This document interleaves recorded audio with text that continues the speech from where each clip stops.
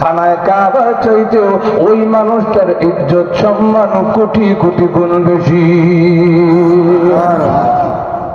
নবীজির সাহাবী আবু যর গফারি রাদিয়াল্লাহু তাআলা আনহু আল্লাহ নবীর রওজার দিকে আঙ্গুল দেখায়া বলে, এই রওজাওয়ালার কাছ থেকে শুনেছি কোন মানুষ যদি কোন অসহায় মানুষকে সাহায্য করে, সহযোগিতা করে, আমাদের সমাজে এমন অনেক মানুষ দেখবেন যেই মানুষটা নিজের কাজ নিজে করতে পারে না, আরেকজনের সহযোগিতা লাগে। যেমন আছে না,